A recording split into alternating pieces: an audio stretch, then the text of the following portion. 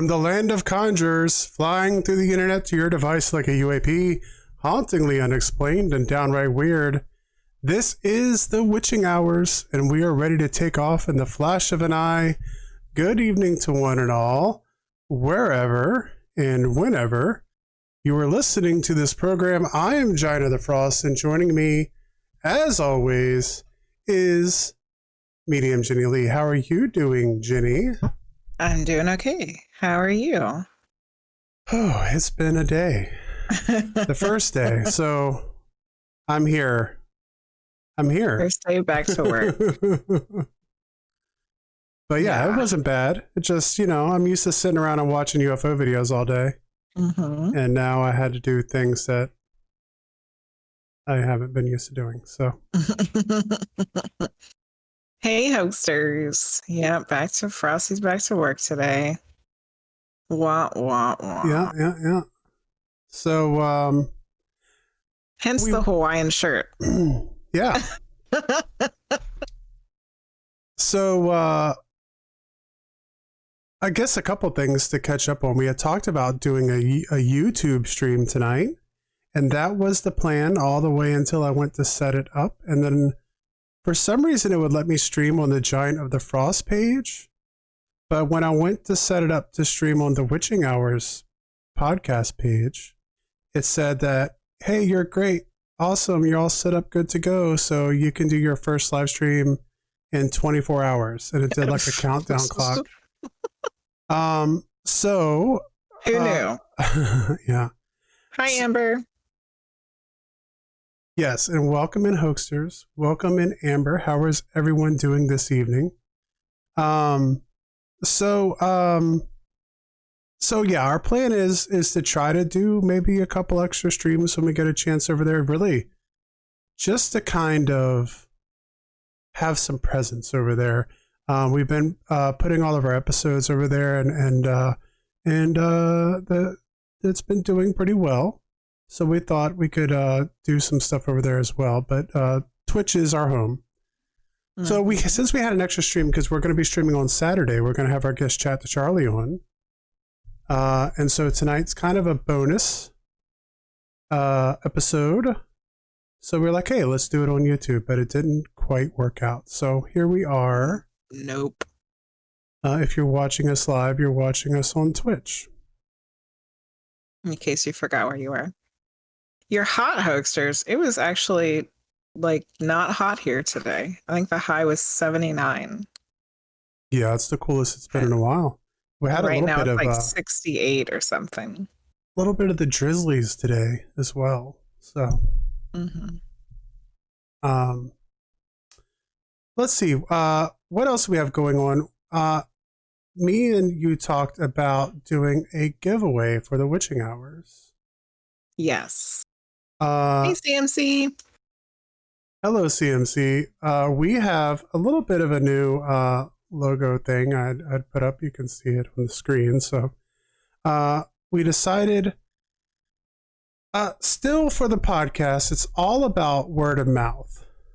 And so what we decided to do was a contest for the whole month of August. Maybe we'll do the drawing on around Labor Day weekend once we get through this month. But we're going to ask for two things to be entered into. Are you going to put this information in the Discord server? Yeah, I'll put it in the Discord server. Okay. And I'll put it on Twitter, and I'll put it on YouTube. Put it all over the place. We'll put it all over the place. That'll be my deal this weekend, is making sure I get all the rules and regulations and everything of the contest up. And what we're going to do is a giveaway. I think we may, I'll just go ahead and make the unilateral decision. Anything on our merch store, on the Witching Hours merch store. So a hoodie, t-shirt. You can get choose some expensive. One of whatever.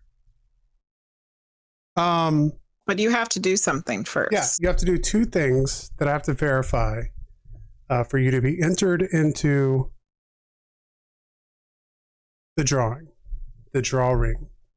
Drawing. And that would be, you have to go to Apple Podcasts and give us a review.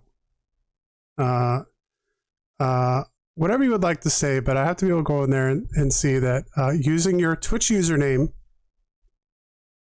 or you like sending me something in Discord or something saying that that's you. So a review over on Apple Podcasts. And the other is to take a screenshot of you being subscribed on YouTube. And what I'll do is I'll create a Discord channel specifically for the contest. So you can upload your images there. And once you leave us a review, preferably 5 stars, though I won't, I guess I won't force that. So you can leave us whatever review you would like. But leave a screenshot of that and then a screenshot of your YouTube showing that you're subscribed, and you will be entered into that contest. And we're going to let it run for the whole month. And if you win, you can choose whatever you would like from the merch store. And what do we have over there? We have hoodies, t-shirts, tumblers. I think you said the tumblers have been discontinued. We have it's a new kind of tumbler. Oh, okay. The tumbler that Luce has is one of a kind. Only one was made and only one there shall be. Hours tumbler. Yeah. Of its kind. It's like a fingerprint. There's beanie hats. All kinds of stuff. And I might even put some new stuff up as we go. So anyway, we have that going on for the month of August. And really, the purpose of that is, A, I like giving away stuff.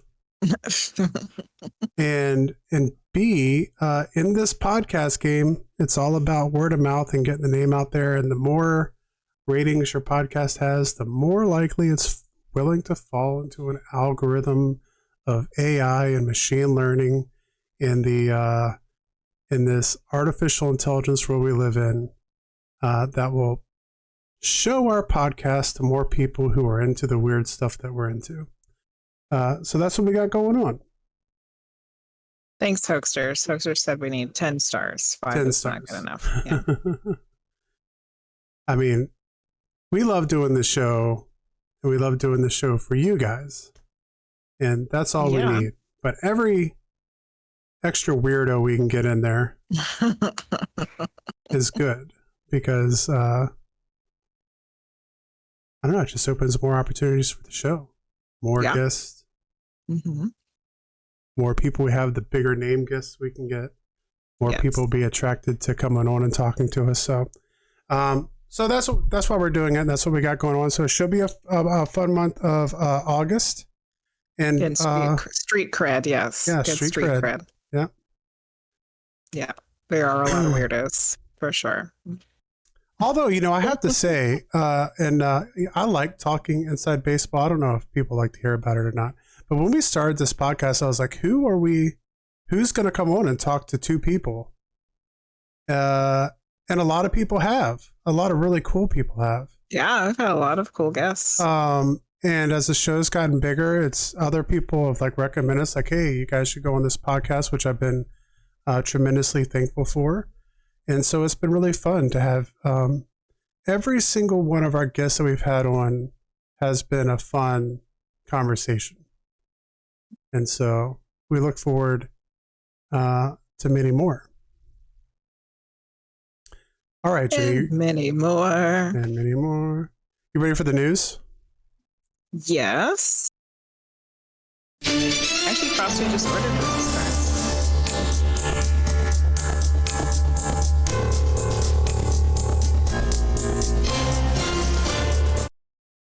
Okay, so the first article up for today is from Fox News. Russian UFO engagements, secret Tic Tac report, and 3 key figures slip under the radar at congressional hearing. So investigative journalists Jeremy Corbell and George Knapp provided Congress with sworn testimonies which were obtained by Fox News Digital and flanked former Intelligence Community Inspector General at Wednesday's UFO hearing. So this is something I think I might have mentioned when we talk about this on the last show, but sitting behind the three witnesses for the hearing was one George Knapp. If you're not familiar with George Knapp is back in the day, a Las Vegas news reporter who was the first to interview Bob Lazar. So he gave written testimony in that hearing. So he wasn't questioned, but he did give a written report to Congress.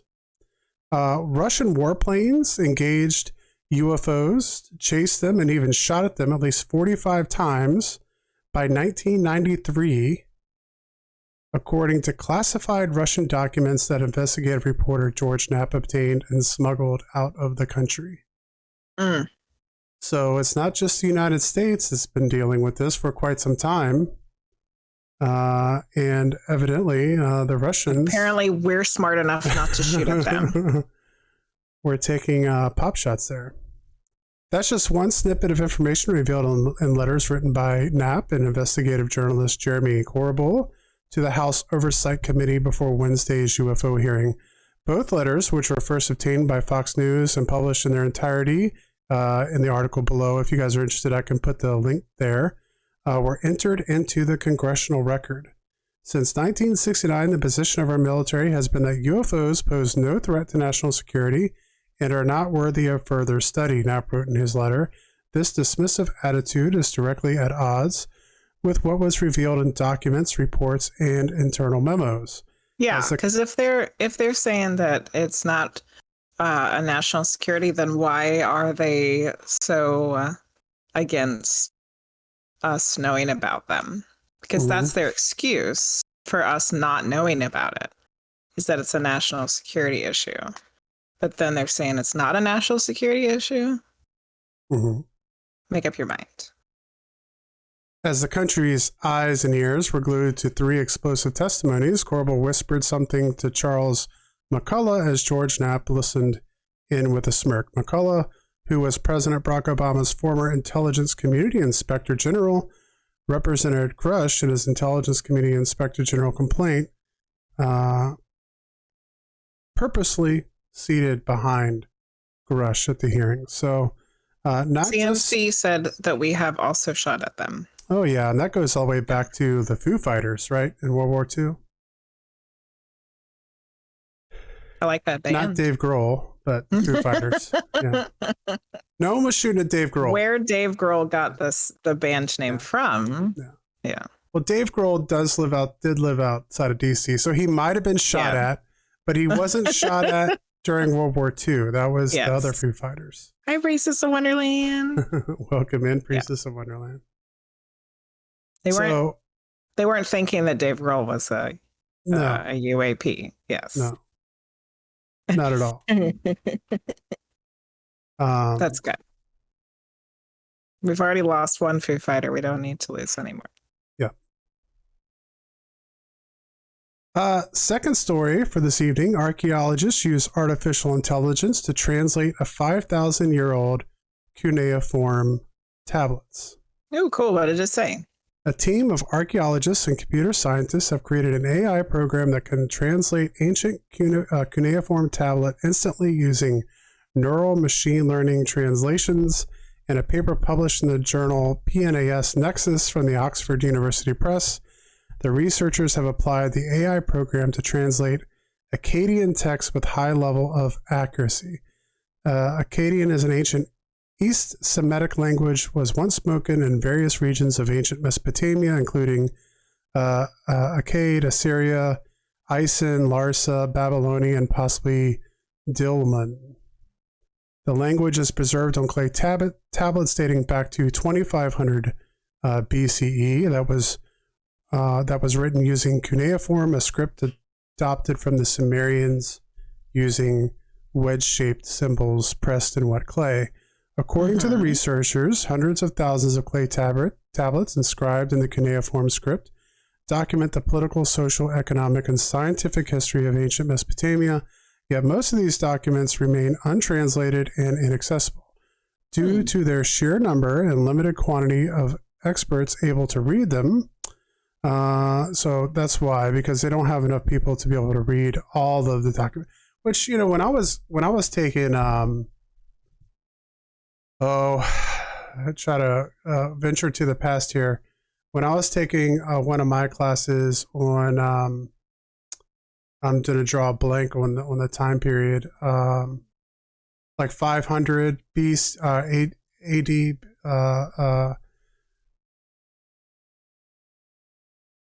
I had a professor who spoke a lot of different languages, and he spoke some ancient languages. He did ancient Greek, but then he also did, like, I want to say Coptic. Mm-hmm. And like that's one of the things he did is he just spent tons of times. Like he had a job before he was a professor where he was a PhD in ancient languages, and all he did was translate stuff. And there's just so much stuff to translate. There's not enough people that can speak those languages to be able to translate the documents. So the AI program has a high level accuracy when translating formal Akkadian texts such as royal decrees or omens that follow a certain pattern. More literary and poetic texts, such as letters from priests or tracts, were more likely to have hallucinations, an AI term meaning that the machine generated a result completely unrelated to the text provided. So, no specific translations of the text in this article, but just that they are now using AI to translate some of the ancient texts. And if it's like, you know, something simple, it can figure it out. But if it's something that's like expressive, it like doesn't know what the hell it's saying. Is that what you're saying? If it was like a ledger for goods, it's like got it. Yeah, and you know that's the whole thing with. But if it was like a poet of a poem about the moon, it's like doesn't know what the hell it says. I think for the most part, you know, with machine learning, it's something where the more it translates and gets the right things put into it, the better it will be to translate. But that they're starting to use that, and it looks like, yeah, you're correct that they're starting. Well, most of these cuneiform tablets aren't stories. It's like how much grain like the person was storing. Exactly. Yeah, for the most part, like a very high percentage of what people find is records. Yeah, exactly. And so that'll start building up a, like, you know, Ezekiel has 10 bales of wheat and Joseph has 10 pounds of rice. Yeah. Yeah, pretty much for business, you know, business is what it was used for. Same thing with the, you know, with our alphabet, starting over in the Mediterranean. It was all created for the same reason usually. Yeah. Keeping track of stuff. You know how many sheep I'm selling for this? Yeah. How many? Frosty has 25 grains. Sheep. Yeah. And if he travels at 350 miles an hour. Not at all. This is the big news for the week. How many sheep does he have left? I probably could have done a bunch of articles on this, so we can talk about this a little bit. And I don't know if you guys have heard about this, but a superconductor breakthrough claims to is drawing a bunch of interest and skepticism.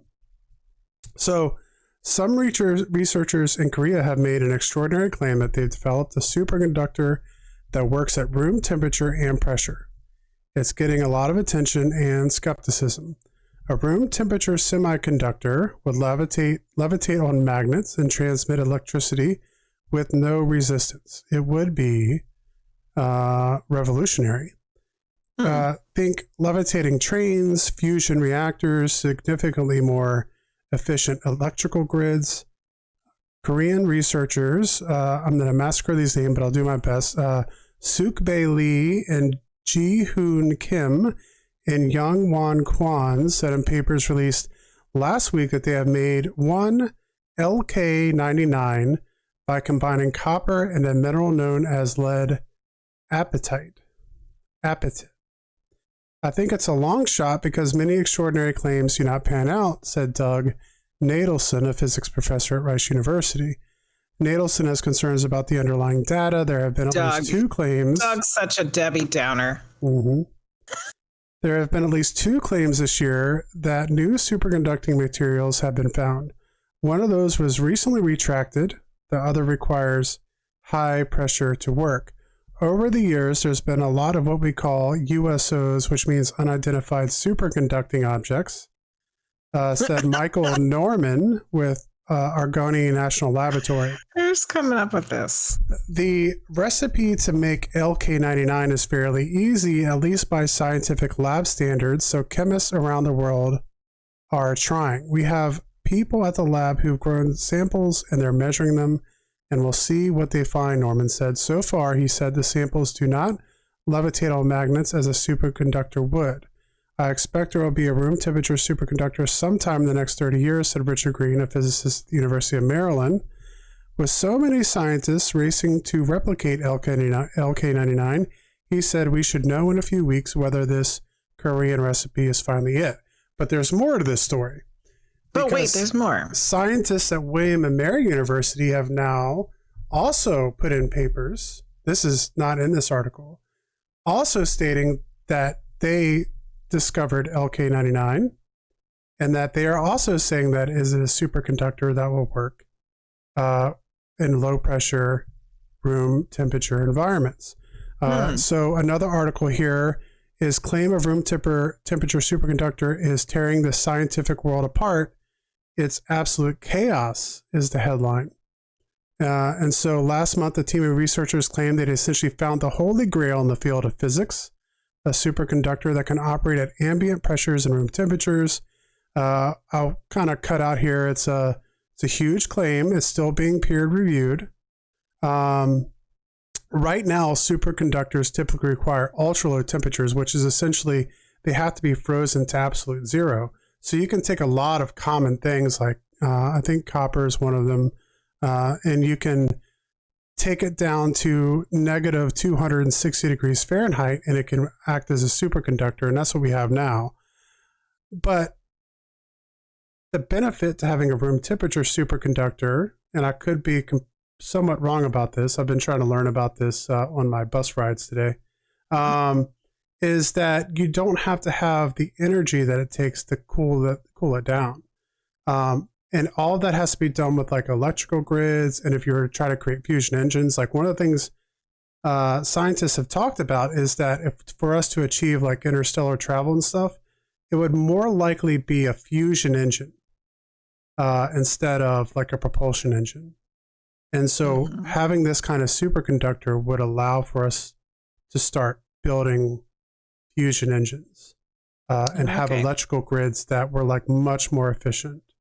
And I'm sure that's just the tip of the iceberg for scientific data. CMC said the patent for above room temperature superconductors was granted last week.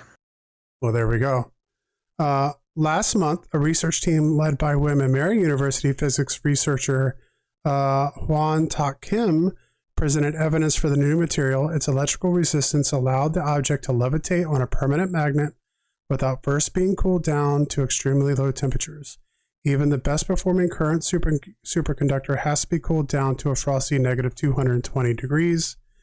The permit was submitted to the preprint Air Ziv on the very same day as an entirely separate preprint by a different group of South Korean researchers. So we have 2 different groups making the discovery, apparently kind of at the same time here. That's the way science stuff always works. People always discover the stuff at the same time in different places. And so we'll find out, because essentially what we have now is a mad rush in the science community for people that are essentially trying to replicate this in their experiments at their universities. But it seems like if one person claimed it, it would be easy to see the boy who cried wolf. But now to have 2 different universities from 2 different countries saying, making the same claim and releasing all their data and encouraging other people to try to replicate it, which is what William and Mary is doing. They're like, here's the recipe, so to speak. Go make this yourself, and and then tell us when it works, is essentially what they're saying. So the article goes on, but yeah. CMC said the material is superconducting up to 302 degrees Fahrenheit. Yeah, which is, yeah. So the importance, I guess, there, CMC air boss, would be that if whatever you were using it for was creating friction and creating energy and to heat it up, it could work as long as there was some kind of minor cooling going on, like you would for a computer or something like that. It wouldn't have to be cooled down. So it would just have to be kept under 302 degrees. Yeah, which would be like of being negative 200 degrees. Yeah, it wouldn't have to be kept at absolute zero. And so yes, that could be big news. And one of the reasons, the thing that kind of struck me as I was reading through these articles is, isn't it strange? Isn't it weird that there has just been a ton of information coming out lately about all this new stuff that's coming out, and superconductors and wormholes and all kinds of stuff that's being... And ring wormholes. Yeah. And all of this stuff is being talked about and having papers written on it, just at the same time as we're having congressional hearings on UFOs. Coincidence? I mean, there isn't necessarily a connection there, but I don't know. I mean, it seems to be quite the coincidence. So we'll see. But things seem to be moving at a pretty fast pace with some of this stuff here. And then Priestess Wonderland was saying, why is that? Even movies seem to do that. Different movies, same story. Mm-hmm. I think it's the collective unconscious. The collective consciousness. Collective unconsciousness. That's always, well, not unconsciousness. We don't want everyone to fall asleep. We want everyone to think together. I think I have a collective unconsciousness, but I hope the scientists have a collective consciousness where they're like, and that's happened historically. It has. Where one, over going back and to times, over and over and over. Yeah, where one nation on one side of the world would do something that another nation started doing on the other side of the world at the same time, or in a close proximity of time when there wasn't the communication network that's available today. Uh-huh. Yeah. And so the human race goes through thousands of years, and then all of a sudden, spontaneously, people in Brazil are doing the same thing, or that people in China are doing, or something like that. Yeah. Yeah. Last story for today. There were giants in those days. Peruvian fossil challenges blue whales for size. Scientists have identified a new candidate for the heaviest ever animal on planet Earth. Wow. It's an ancient, long extinct whale that would have tipped the scales at close to 200 tons. Wow. Only some of the very biggest blue whale specimens might have rivaled its heft. Researchers say the creature's fossilized bones were dug up in the desert in southern Peru, so it has been given the name Perucidus colossus. Dating of the sediments around the remains suggests it lived about 39 million years ago. The fossils were actually discovered 13 years ago, but their size and shape meant it took 3 years just to get them to Lima, where they've been studied ever since. 18 bones were recovered from the marine mammal, an early type of whale known as Basilosaurid. These included 13 vertebrae, 4 ribs, and a part of a hip bone. But even given these fragmentary elements and their age, scientists were still able to decipher a huge amount about the creature. Dr. Amson, a curator at Germany's State Museum of Natural History in Stuttgart, states, what we like to say is that the Perucidus is in the same ballpark as the blue whale, he told BBC News. But there's no reason to think that our individual was particularly big or small. It was likely just part of the general population. So it's worth keeping in mind that when we use the median estimate, it's already at the very upper ranges of what blue whales can measure.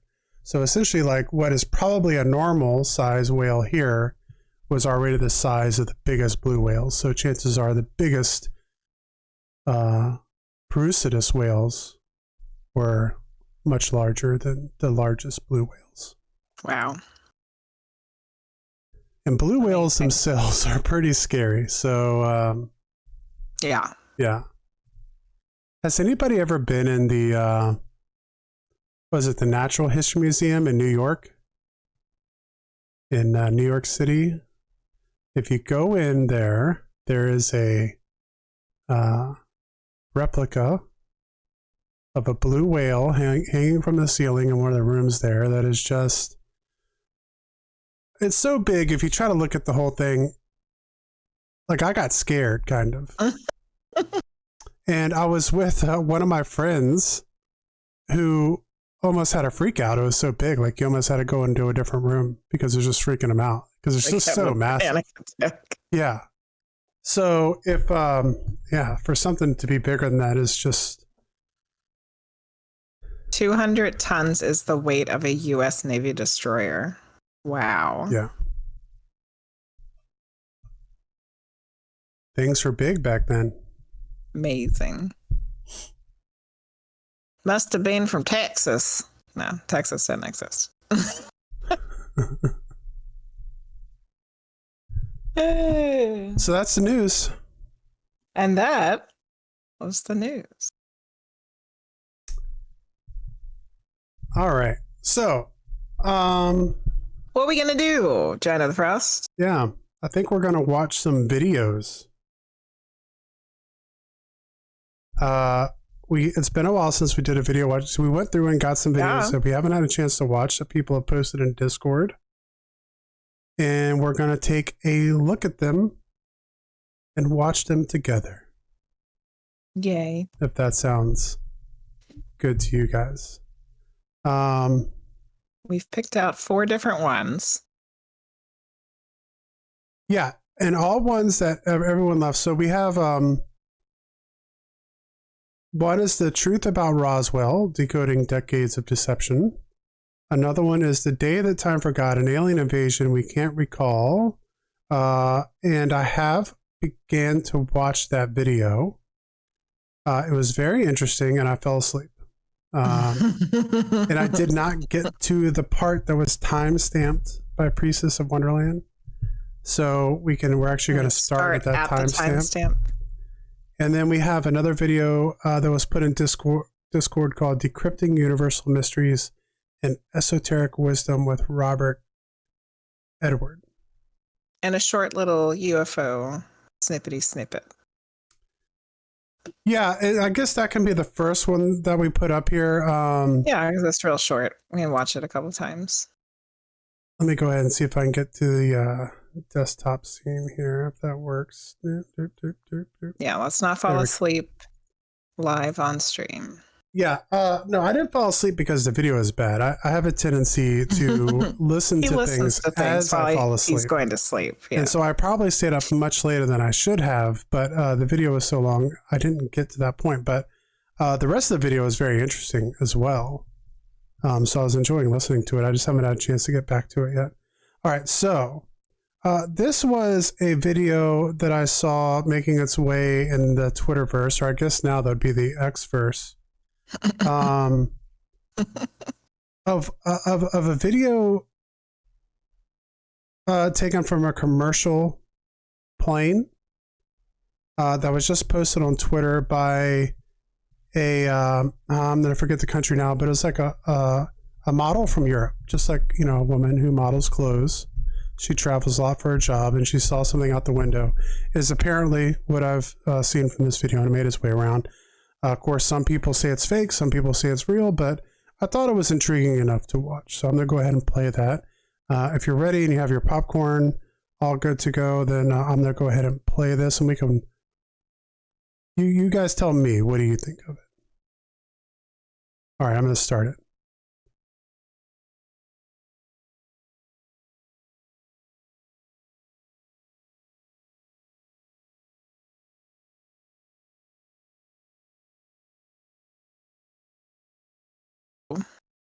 It looks like a stingray Hmm. or like a manta ray. Hmm. Yeah. And it's weird because like when it's far away, it's like it just looks like like a sphere, but then it looks like a triangle, and then it just looks crazy. Yeah, I'll go ahead and kind of pause it. And it looks like that plane is a pretty small plane, right? CMC. Yeah, it's good. That's It's a got to prop be a plane. small plane, right? Hmm. So that UFO looks pretty small too. Like it's way small. It like looks smaller than the airplane, Hmm. and that's a small airplane. Yeah, I would say that it's small. You also don't know quite how far away it is. Mm-hmm. Um, I mean, it gets pretty close. I mean, it goes right by the window. I would think that aircraft are not supposed to get that close to each other. Right? Like that yeah, looks terrifying. I mean, there's a couple things you have to, think about. One is that, There you go. CMC says it's a diamond twin star. there you go. Small twin engine airplane. Yeah. Um, one is that you have to remember that, and I guess this is maybe a little bit different for this type of plane because it's not traveling at extremely high rates of speed like a jet or Mm-hmm. even maybe like a commercial airliner would travel at. But whatever it's passing in the sky is going to look like it's moving super fast, even if it's not moving fast because the plane is moving fast. You know what I mean? Yeah. There's a distortion in size and speed.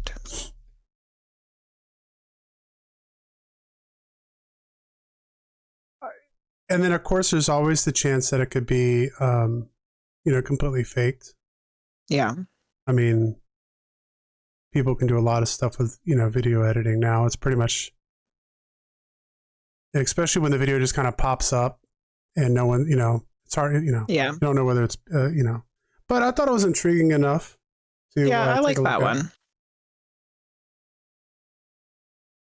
Yeah, it looks like It a is weird the shape. weird shape. Mm-hmm. People were saying that it was a balloon. Like like a Mylar balloon. Yeah, and that the wind is blowing against it, which is giving it that shape. Yeah. Which you could kind of see at the bottom. If you look at the bottom of it, it kind of has Yeah. a point off like it could be some kind of balloon. It doesn't say like get well soon or anything on No. it. Plus, that'd be a really big balloon. So then you'd That'd be be a talking big about ass Mylar balloon. it'd be like Yeah. a weather balloon or something, essentially, at that point. At one point in my life, I worked at a craft store. We had to blow up balloons, and that would have taken a lot of helium. Yeah. So anyway, Yeah.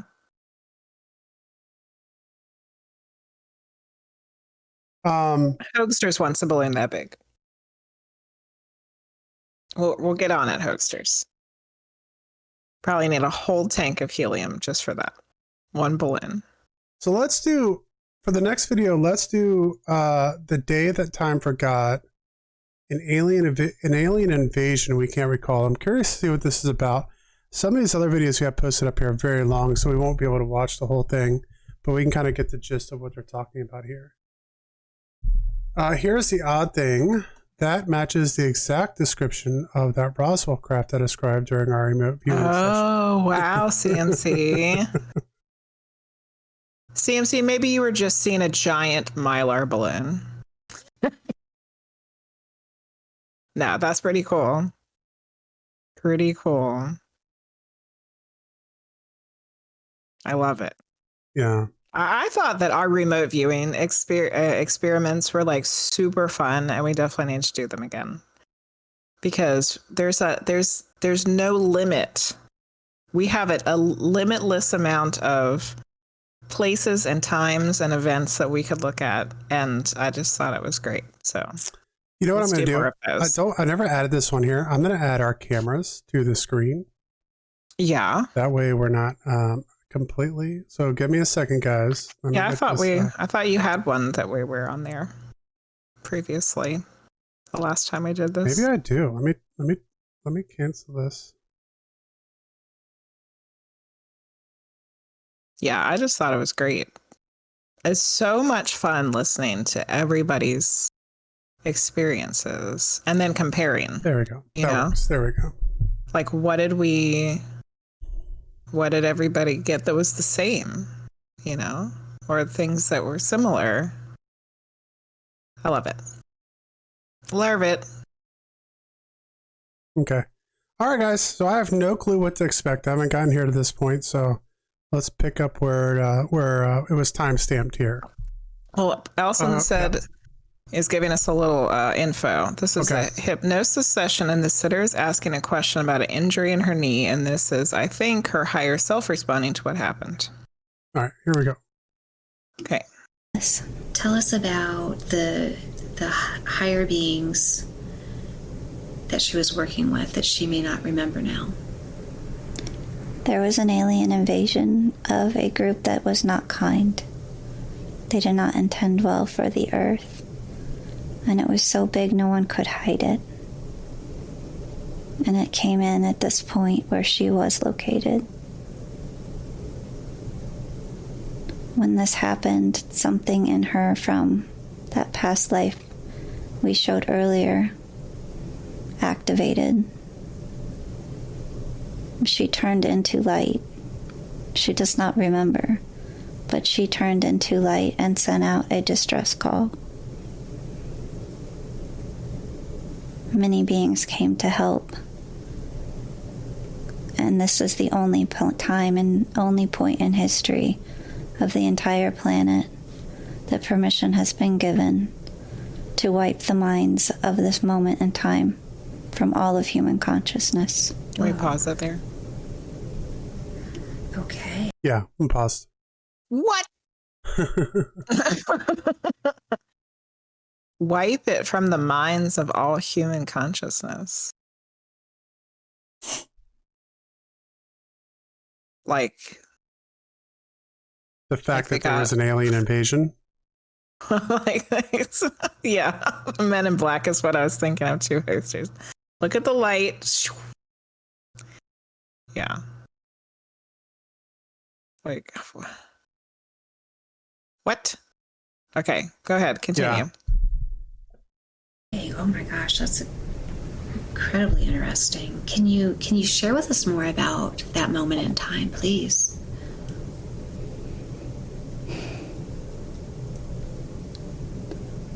I will speak of some, but not all. There is much that it is important humans do not yet know. However, the Earth was saved. Hallelujah. Approximately when did this happen? This happened in 1994. Can we pause it there? 1994. What area of the globe? 1984. I was 13 years old. It's like 8th grade. Well, I've heard stuff recently going down the Mandela effect rabbit holes. That's when people are supposing that the Mandela effect Started. Yeah. That two timelines interconnected and merged or whatever happened around 1993, I think was the date that I've heard before. But I mean, at that point, it's pretty much the same. September 16th, 1994.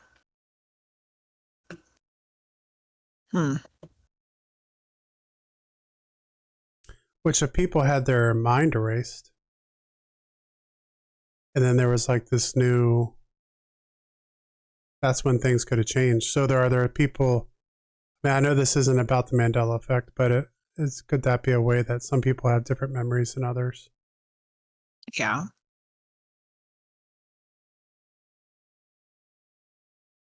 I'm trying to think back, like, because for me, I do have the memory of Nelson Mandela dying. Like, I'm one of those from that whatever, that timeline or whatever, you know? And I'm trying to think of like what year it was that I realized that he didn't die. But I think it was later than 1994. Yeah, I think you thought that he had died even just a few years ago, maybe. Like into the 2000s, I think. Hmm. Yeah, like maybe early 2000s. Like most people didn't realize Nelson Mandela, the people who thought Nelson Mandela died typically didn't realize he was alive until he died. And that was when Yeah. President Obama was in office. Or like he Right. did get out of, like he got out of prison at some point. Yes. And then he died some, like not that long after that, right? Is that like the other timeline? Or had it been a long time since he had been out of prison? Because that's like the current timeline that like we're on right now, right? No, I mean he got out of prison and he became president of South Africa and he helped end apartheid. Okay. Like, he did a lot of stuff. Yes. But when did he get out of prison?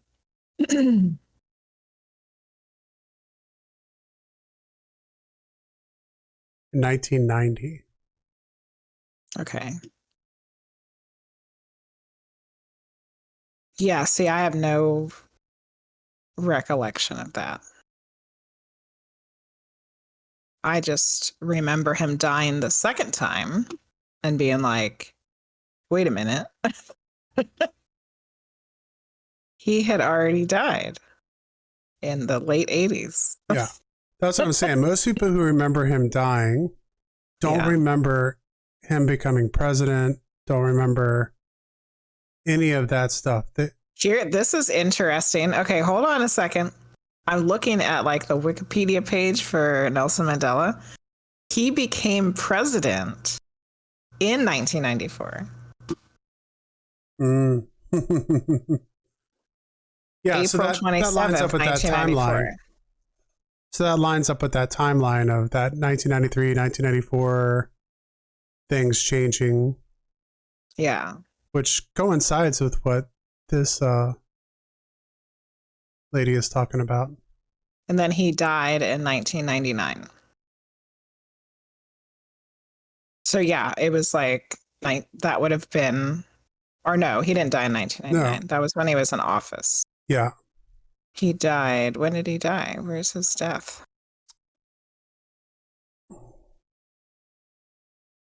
2013. Yeah. Okay, so that was after Obama then. For some reason I thought Obama was in office.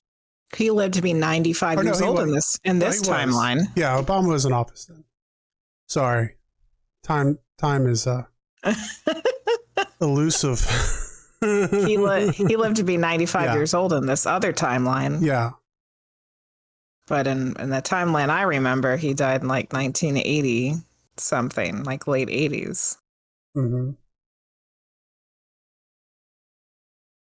Yep. Because then Obama was in office from 2008 to 2016. So, yeah, that was during his presidency. Wow. Okay, so that's interesting. So 1994. That's something to keep in our mental notes as we look into more stuff down the road. All right, you want to keep listening to this? Yeah, let's go. Okay.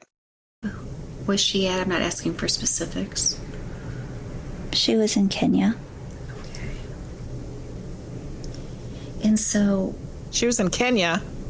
This group that came in, the alien invasion that didn't have positive intentions, correct?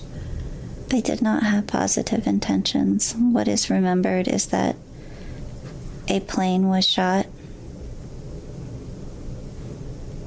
in case anyone had any memory fragments. the Arcturians ensured that the memories were wiped in a way that was very careful and very respectful. And they were wiped for what reason? To not remember the invasion. Okay. Wow. And why the Arcturians? That is who Michelle called. Okay. Got it. Okay. Oh my gosh. Okay. So 1994, and the plane crash, or the plane that was shot, that's the memory that humans might have? That's the memory that those that were there were given, yes. Okay. And globally, though, this was a known event? Or There was some news of the plane, but not extensively. Can you no. pause it again? Yep. And so was the plane? Okay, so I looked up plane shot in 1994 in Rwanda. There was a plane shot down that was carrying the president of Rwanda. Yeah, and that would have been kind of the beginning of the genocide. Yes, That in happened there. 1994. Mm-hmm. On the eve of the 1994 genocide. Yeah.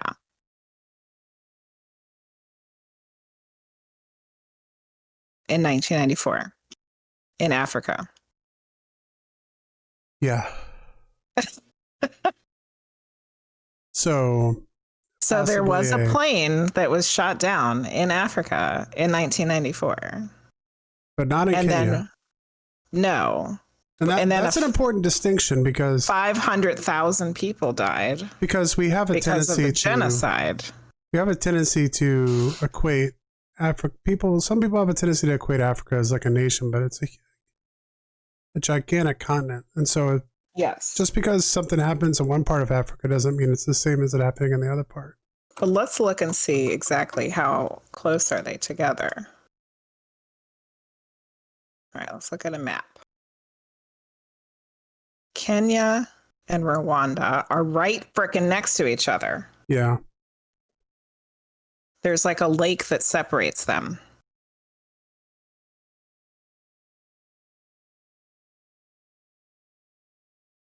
Lake Victoria is in the middle between them. Yeah. Not that that would be close, because I'm sure land-wise and travel distance would be huge. But if it was a frickin' alien invasion, you know what I mean? So then that's curious, because 500,000 people died in the Rwandan genocide.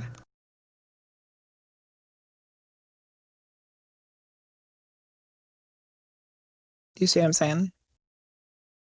No, yeah, it is curious, and then it's important. I mean, for the thing that I spoke about earlier about being individual countries in Africa, which I think gets left out too much. Yes. The fact that they are neighboring, that they border each Sort other. of. I mean, they don't really border each other because there's a huge lake in between them. But then they're they do close because enough to they each share a other. border on the lake.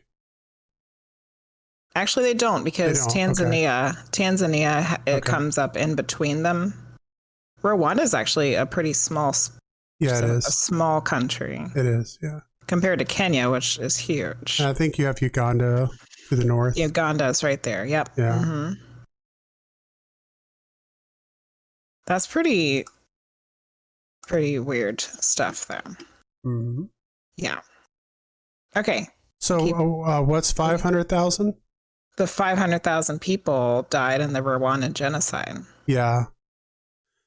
It started with a plane being shot down in 1994, which this lady's hypnosis is saying that's what was put in people's memories to replace what really happened. So are they saying possibly that the genocide was created to cover up an alien invasion?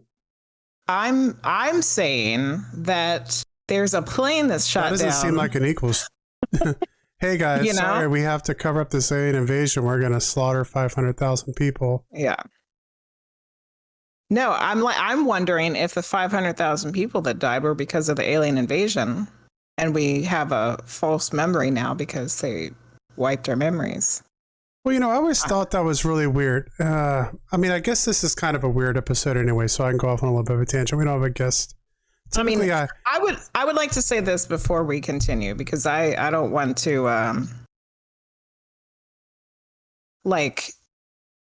I don't want it to be insensitive or anything or like downgrade what happened to the people of Rwanda. Like, we're not saying that at all, you know. Like, it's just a thought, a theory, a thought experiment. What if? Like, what if that's what it was? Mm-hmm. Because no matter what, our history says that, you know, what happened was humans were killing each other. So proceed, Frost Giant. Well, normally I don't like to go too deep into stuff when we have a guest on, because then I'm just taking away time from the guest. But for me to expound on this a little bit, when I teach history, I always, you know, one of the things when you talk about the 1990s, the U.S. is transitioning from a period of Cold War politics to humanitarian relief politics. So once the Soviet Union falls, the United States, during the Bush and the Clinton eras, moves from like Cold War foreign policy to UN foreign policy. And you may remember that, like in the 90s, you see lots of blue helmets all the time on the news. And there's all this, we moved from the Cold War into an age of humanitarian relief. We're going to help this country, and we're going to help that country. We're going to send money over there, and we're going to have Doctors Without Borders, and we're going to send medicine. And a lot of that's done in Africa. A matter of fact, a lot of people don't remember this either. But when George W. Bush runs for president, he runs on a policy of foreign aid. And actually proposes as like a campaign promise that he's going to spend like millions upon millions upon millions of dollars in foreign aid in Africa. And I think a lot of that had to do with like AIDS and some other stuff like that. And he actually gets criticized a lot from his own party for that. But that was just politics at the time. And then that changes when 9/11 happens, and then we go back into this war policy and terror. But I say all that just to kind of set up the point that I'm making here, which is I always thought that it was strange that the United States didn't do anything in Rwanda. Because if that happened now and we didn't do it, maybe it wouldn't seem so strange. Or if it happened in 1980 when we were in Cold War with the Soviet Union, maybe it wouldn't have seemed quite as strange. But when the genocide in Rwanda happens, we were in the UN, time of being helpers. Yeah, the UN and the United States had a foreign policy of like peacekeeping troops and all that kind of stuff. So why wouldn't we have sent UN peacekeepers and stuff like that into Rwanda? We never did. People were calling for it, to my recollection, and like it became like a thing that was being talked about. I remember like MTV, if I'm not mistaken, would play like things about the massacre that was going on, the genocide that was going on. So I've always thought it was weird that during that specific policy time, that it was just allowed to continue. We never really got involved any more than any kind of like token thing.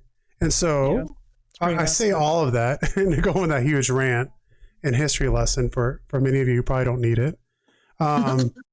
Just to say that kind of corroborates that a little bit of like, why wouldn't the UN, maybe not the United States, but at least the UN and stuff like that gotten involved? Yeah.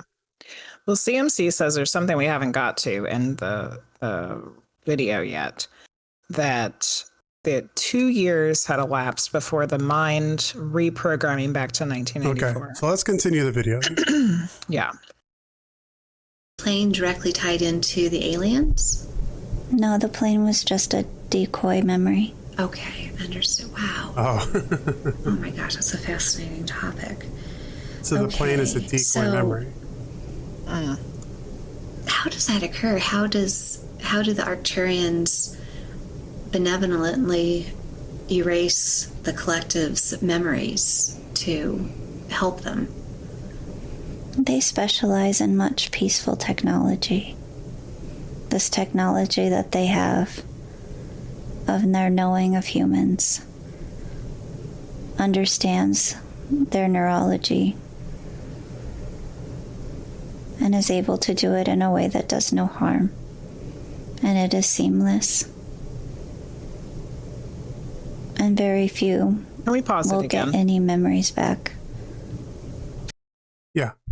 Am I the only one that's like irritated about this? She's like, they're doing it peacefully and, blah, blah, blah. It's like you erased our freaking memory. If this is true, you erased Yeah. our freaking memories. Like, that seems wrong to me, no matter how peaceful they're trying to be, Yeah. At least it's irritated there's no actual video. Well, I think it's just a recording loose. They Yeah. had to put some kind of visual thing with it. Yeah. Not all people, Luce, can bring you live streaming video of them channeling extraterrestrial entities like the great and wondrous medium Ginny Lee. Oh, thanks.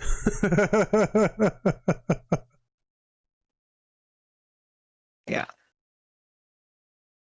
No, yeah, I mean, it brings up a whole thing. Well, I'm a big proponent for free will and stuff like that, and so I don't think if something like that were to have occurred, where our memories were completely wiped and false memories were put in, I'm not okay with that, even if it was for like The greater good. Yeah. CMC says feeling the same thing, and the point I will raise shortly will make this interview's content questionable. I mean, really, CMC, this is all a question. It's all questionable anyway. And it's just fun to listen to and talk about and wonder if it's true, Mhm. And then and really it like this particular part that we're talking about just brings up the question of like, if that technology existed, is it morally okay to erase people's memories? If the little, look at the light thing from Men in Black existed, is it really okay for the greater good to erase people's memories? That brings up, yeah. Well, I mean, that's I don't know. I don't think that it is. Well, what was that movie? Was it with the woman from I'll remember it as soon as I say it, but the Titanic? What was that actress's name? Kate Winslet. Kate Winslet. Oh yeah, yeah. Eternal Sunshine of the Spotless, the Spotless Mind. Yes. Kind of broaches it. And in that, they're not. Yeah. In that movie, was that Jim Carrey? It was Jim Carrey. Yes. He and that was like his decision. He made his own decision, but there was still almost like, I feel like a moral quandary about whether people should even be able to do that with their own free will because you're not only are you just doing it to yourself, but you're inherently doing it to other people. Yeah. Like how you interact with other people is then changed. So like if you're a friend of someone or a family member of someone and they have your memory wiped from their brain, then it's not just affecting you, it's affecting. Allison said, would you rather have your mind wiped or humans not to exist? And Allison, I'm going to say, since they saved us anyway, why can't they just let us have the memory of it? I mean, I guess in 1994, we wouldn't have been able to handle it because we can clearly not even handle it in 2023. But I want to have my memory of it.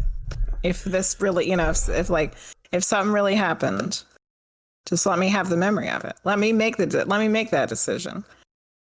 But like Frosty said, like even in that movie, he makes the decision himself, and it's still a bad decision. We would all have PTSD. We all have PTSD anyway. That was going to be my answer.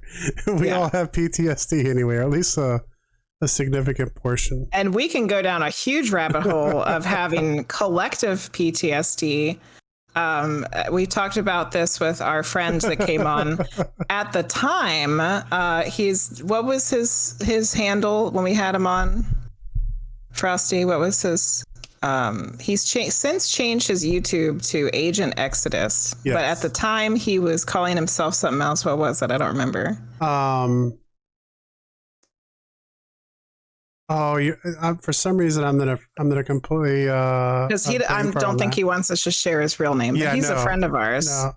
It was like, actually he's anonymous. The friend that you were talking about with the blue whale he was the one that was freaking out in the museum about the whale.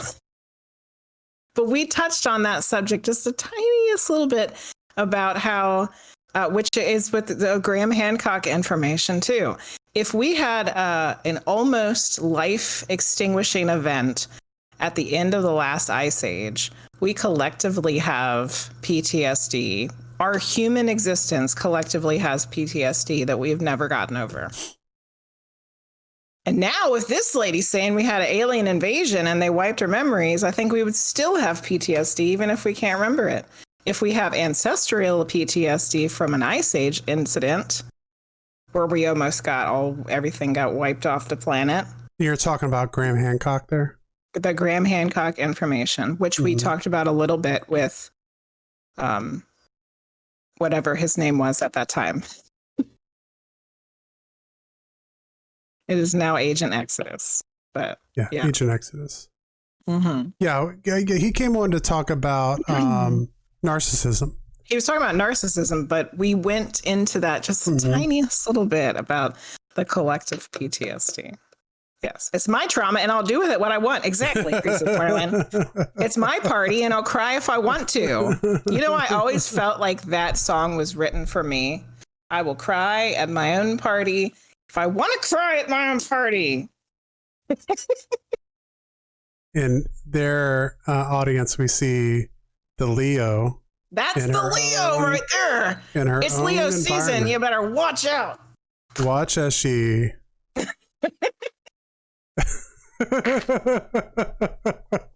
Yeah. Okay. Anyway. This also.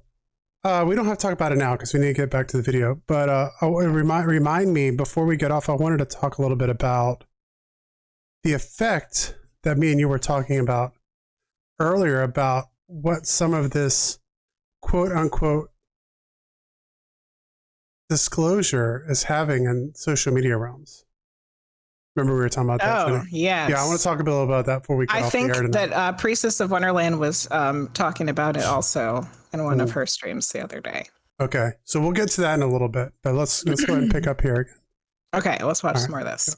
From this technology.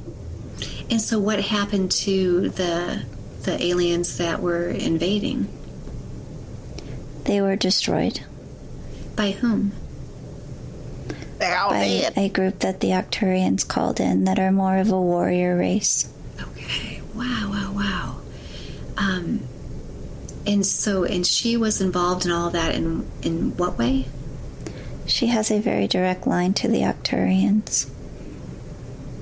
They, as well as the avian people, go to great lengths to protect her and watch over her.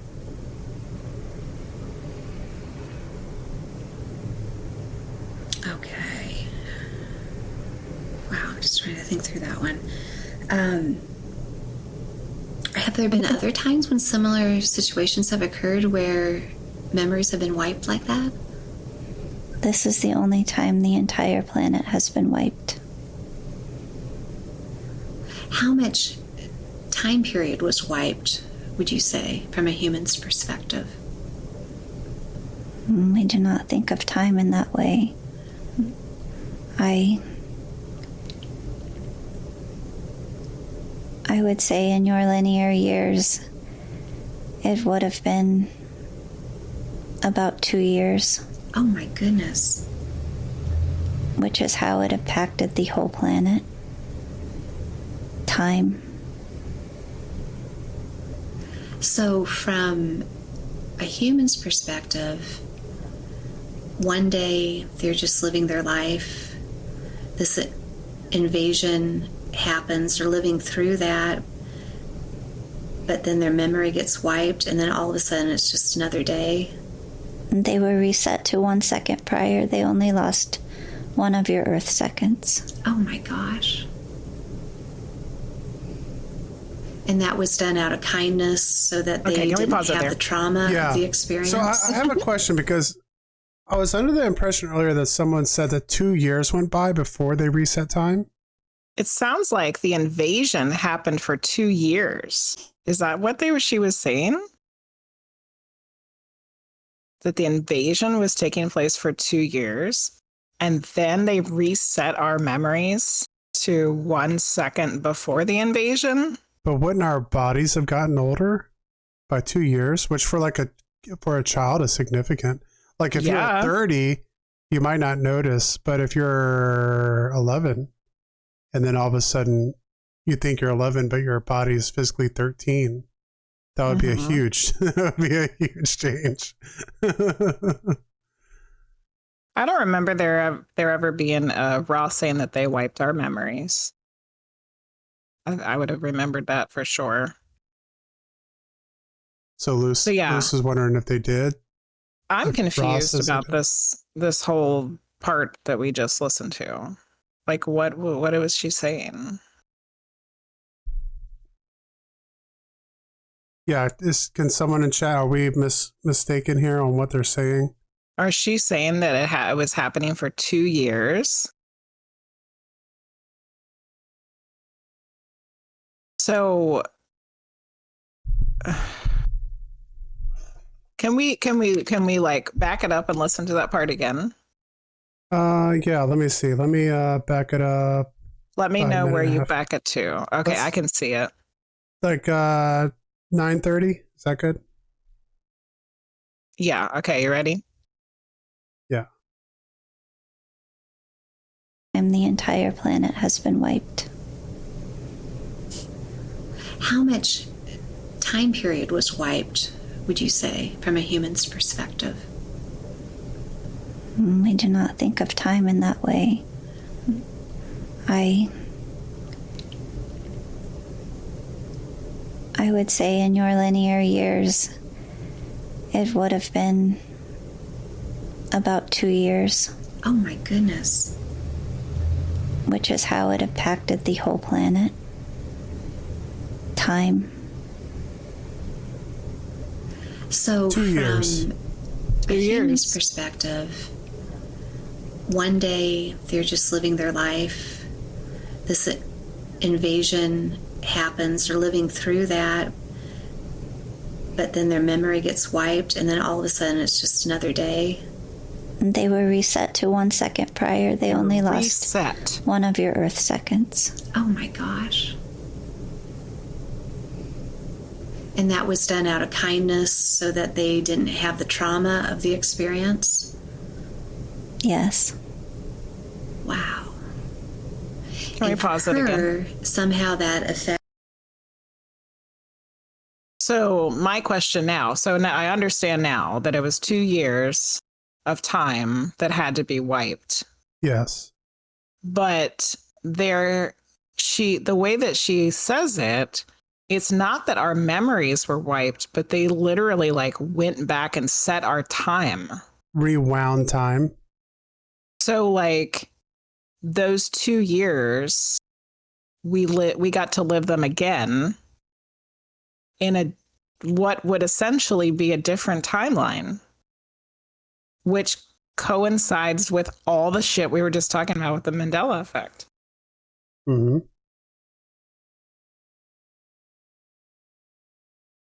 So they actually rewound time. So the physical would have changed as well. So if you were 10 years old and then at the end of this timeline you were 12 years old, then time was shifted back to when you were 10. Yeah. 1994 to 1996. Yeah, 1994 to 1996.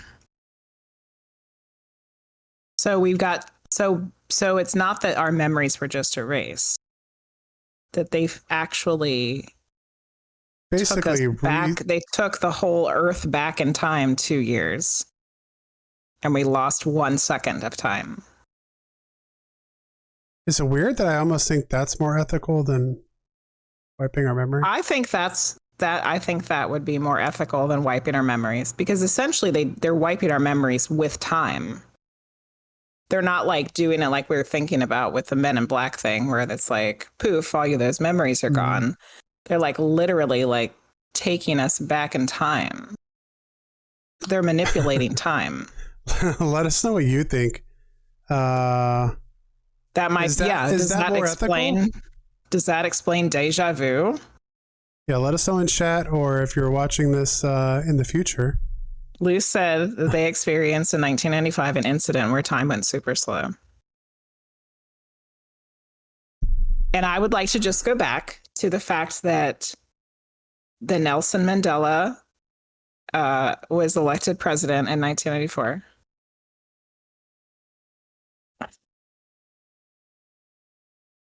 And in 1994 is supposed to be when we switched to a different timeline. Then in the timeline I remember, he died in the late 80s. But in the timeline we're in now, in 1994, which is supposed to be the same year that this lady's saying that we got invaded by aliens and the Arcturians reset our timeline, 1994 is when Nelson Mandela becomes president. Oh my God. Are you serious, CMC? You got a phone call from a friend and he said Men in Black within 1 second of me saying Men in Black. We've entered the Twilight Zone. Hosters has had deja vu once in the 2000s. Frosty has deja vu quite often.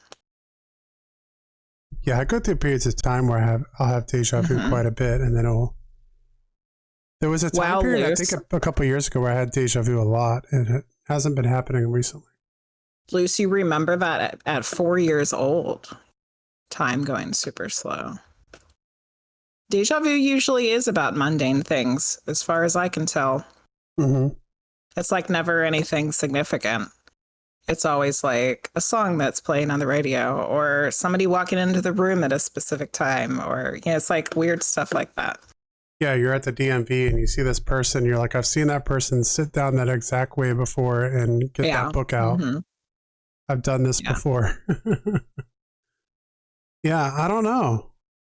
I don't know. There's some really interesting stuff that this video has got us thinking about. All right, well, let's pick back up. We'll give it a little more time. We'll at least get to the part where CMC Air Boss wanted us to get to here. Well, I think that was it, the 2 years part. Oh, was that it, CMC? Was that the part that you thought breaks down this story? Or do we need to go further? Oh, yeah. I was just talking about the 2 years part. There's more to it. Oh, yeah. Let's just keep listening. Affected the left knee, the energy block there. Not the Arcturians. Oh, okay. So, let me get back to that then. How did the humans, you said, kind of messed up? What happened? Yes, there were some humans that were still aware. And they thought that she was still aware. However, she was not. And they took her and they did her great harm. And they erased those memories. And that is why she has so much trauma she does not recall.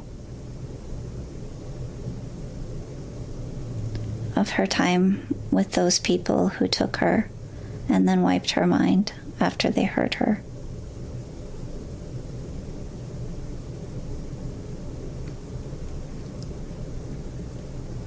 Not directly, no. Okay. She did not know them. Do you get a sense of how it is that they wipe the mind? Just curious. It is a technology they have accessed from other beings, other planets. It was given to them. However, they misused it. Wow. Okay. So back to her knee.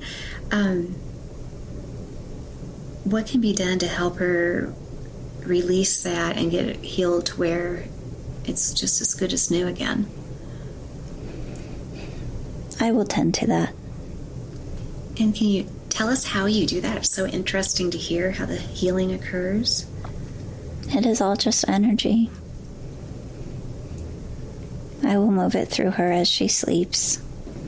It will take 12 nights. 12 nights? Yes. Why 12, I wonder? It will just take 12 nights. To give it to her all at once would be too much. Okay, we don't want to do that. We want her to have it just in the right amount, but full and complete healing by the end of 12 nights. Is that right? Yes. Perfect. Okay. Wow. Is there anything else about that invasion that you can share with her? There's much I cannot discuss. We're just curious. It's such a fascinating topic. Okay. Well, we will respect that. She has asked me repeatedly for this information. I choose to give some today because she is so persistent. Right. She was saying that she felt that she was going to get some information today that she'd been asking for. Yes. What else are you able to share with her?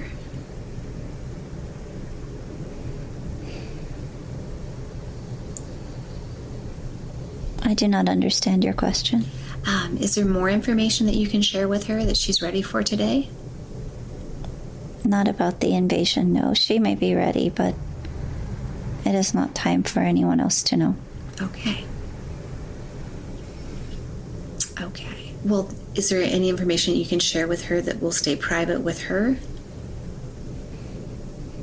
Yes, I can tell her more through her channeled writing. Okay. And that kind of like we've opened up the door to this conversation now?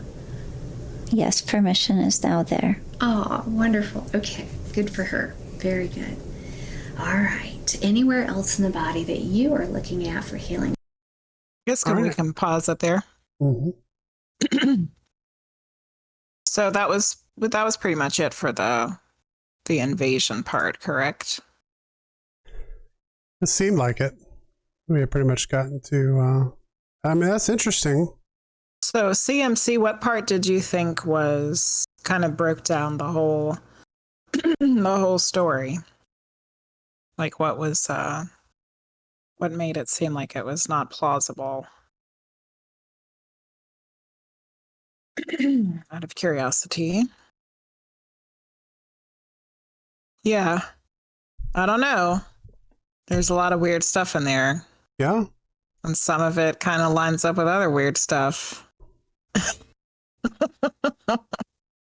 You know? I mean, is it a fantastical story that Absolutely. is hard to, take at face value? Absolutely.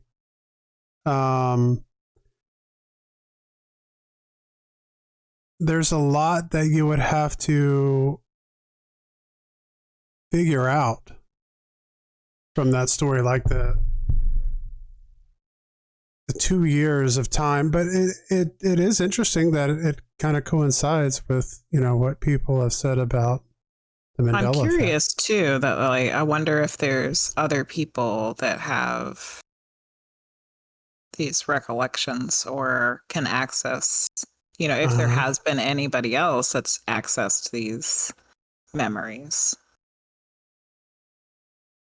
They're talking about the Arcturians. Is who they're talking to? Well, Hi, linguist. Yeah, hello, linguist.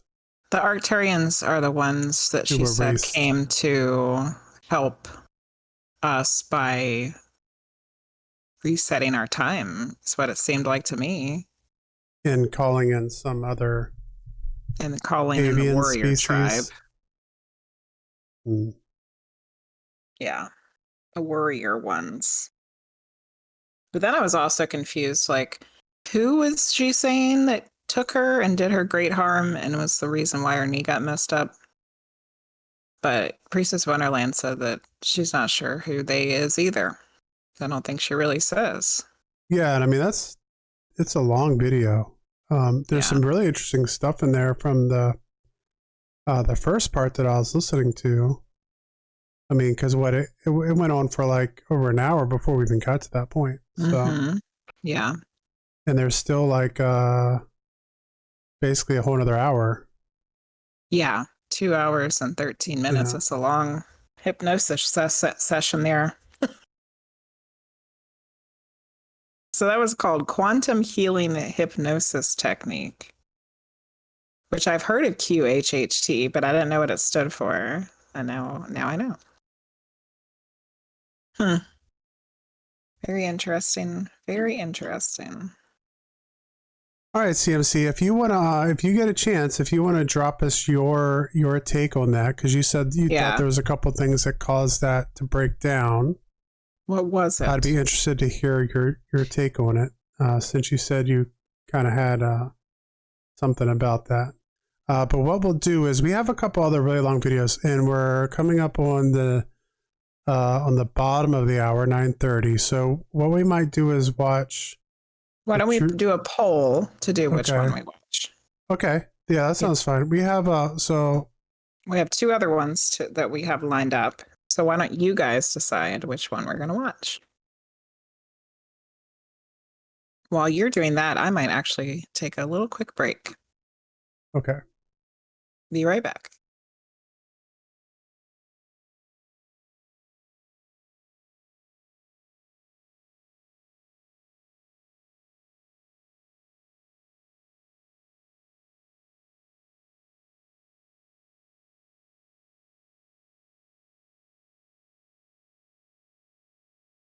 All right, so we have The Truth About Roswell, Decoding Decades of Deception,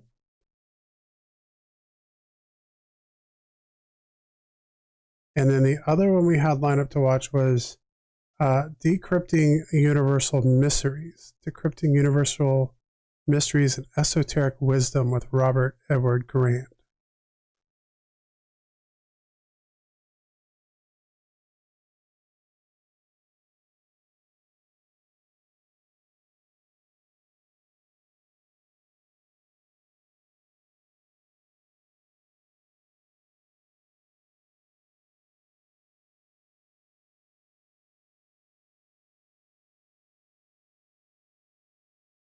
All right. So we'll go ahead and start the poll.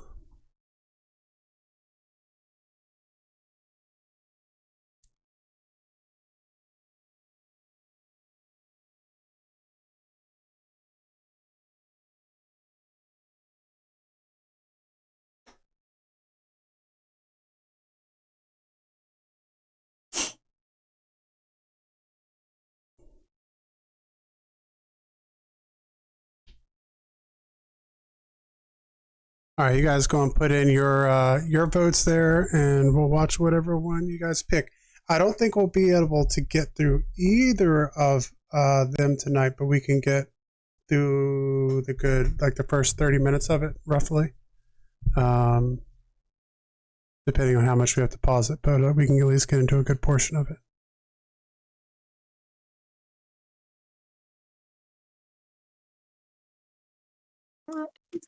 Looks like we might be watching the Decrypting the Universe one. Yeah, looks like it so far. 3 votes for Decrypting Universal Mysteries and Esoteric Wisdom with Robert Edward Grant.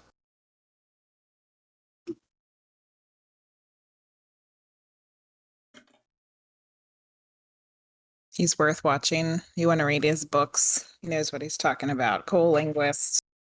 Yeah, I haven't heard of him or watched or listened or nothing. Happy the Witching Hours Day. You're so cute, hoaxsters.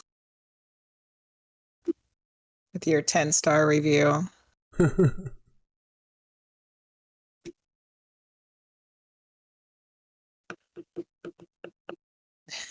All right, it looks like that's what we're gonna watch. Okay.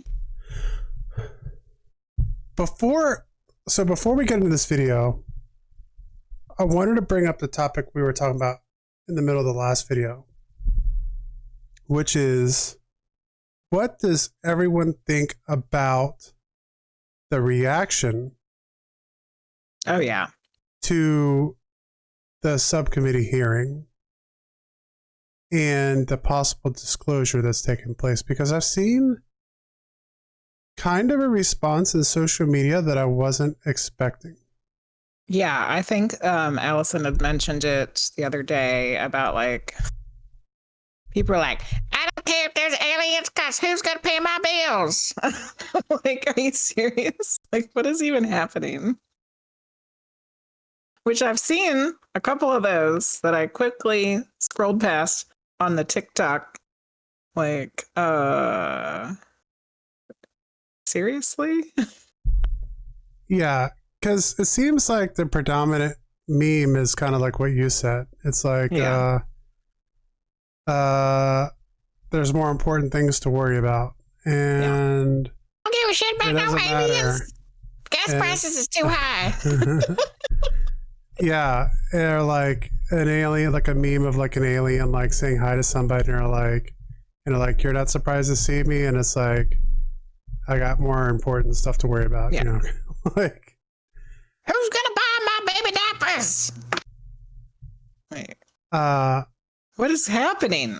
Yeah, Allison says it's weird. I think that kind of speaks to how much Speaks to people how are much people struggling. are struggling. People are struggling right now. It's Mm-hmm. desperate times for a lot of people, and gas prices are just going up and up and up and up and up. Mm-hmm. Which causes everything, the price of everything else to go up. I want to say gas prices have gone up over 40 cents where we're at just In a since month. June. Yeah, so like in a Yeah. month, Mm-hmm. they've gone up almost $50. So the squeeze. Tell them the statistic that you told us yesterday about the depression. Well, let's look this up, because I don't want to, I was just conversationally talking about it, so I don't know if my numbers are correct. But Even if it was close, it was ridiculous.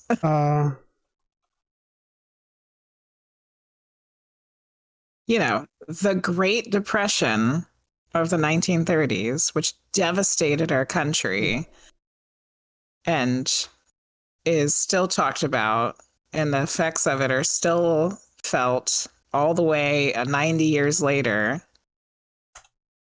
And then Frosty found some information. I was talking about some information yesterday. So $1,500 a year was the average income of an American family, and that had dropped from $2,300 to $1,500 But that's also if you had a job. per year. Yeah, if Because you a had lot a of job. people during the Depression didn't have jobs. We have to remember that. Because at one point in time, you had, up to like a 40% unemployment rate at the height of the Great Depression, roughly. Mm-hmm. So the average person that had a job is making $1,500 a year. What's the equivalent of that today, China the Frost? Well, the average cost of a house in 1932 was $3,900. Okay. And then let's see, $1,500 in.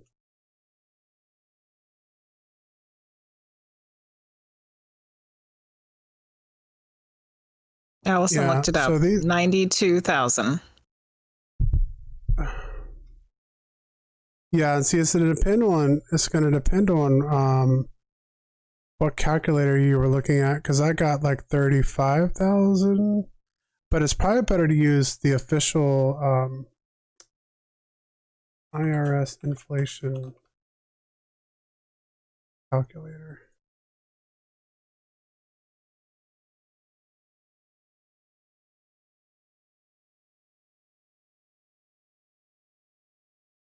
Hoaxers was thinking 50,000.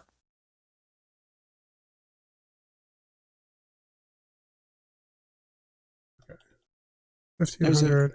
video that Allison watched that said it was 92,000. Yeah, and see, that's why I wanted to get real numbers if we were going to discuss it on here, because if you're using the inflation calculator from the CPI inflation calculator, which is put out by the Bureau of Labor Statistics, is saying it was 32,000. Oh, well, that's a lot different than what we said yesterday. And a lot different than what Allison saw in a video as well. Mm-hmm. Yeah, because I saw a video that was saying it was like 150,000. Yeah. Which, can't believe everything you see on the internet, I reckon. I guess so. I think the biggest thing that I've seen, and I can show this wage versus productivity.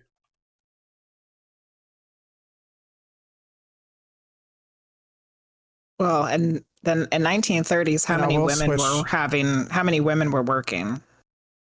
Yes. Not a lot. They didn't get to really have jobs until World War II. So we can bring up and I brought this up on the screen here, the gap between productivity and the typical worker's compensation has increased dramatically since 1979. So you can see from the screen that basically the wage of the average American is on the same track as the productivity in the United States. And then starting in 1979, and going back to 1969 is another important date there. But you see how productivity keeps going up and the average American wage doesn't really go up very much. Starts stagnating. And there's a separation there. Productivity from 79 to 2021 has gone up 64%, and the hourly pay has only gone up 17%. Whereas before that, they basically stayed on track with each other. All them greedy company owners lining their pockets so they can have their private island in Bermuda or whatever. And letting everybody suffer. Good times, good times.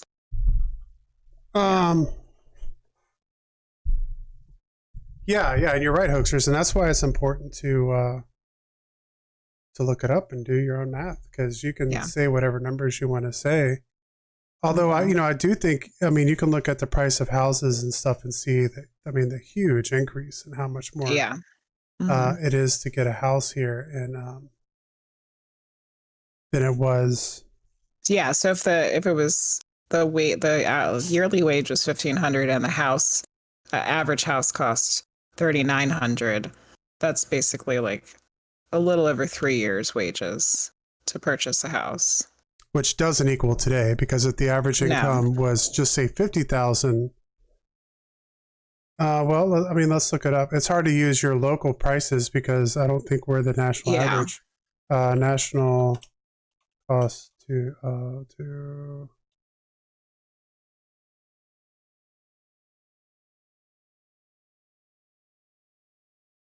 so the national median price for new homes in 2022, which that's gone up over the last year, was basically $385,000. Wow. So now you're looking at you're looking at 2, 4, 6.5 times, like 6.5 years of pay, whereas before you were looking at 3 years of pay. So that's doubled. Yeah, and maybe even more. Yeah. Depending on where you live. Yeah. Crazy. All right, we're going to watch some of this other video. Yeah.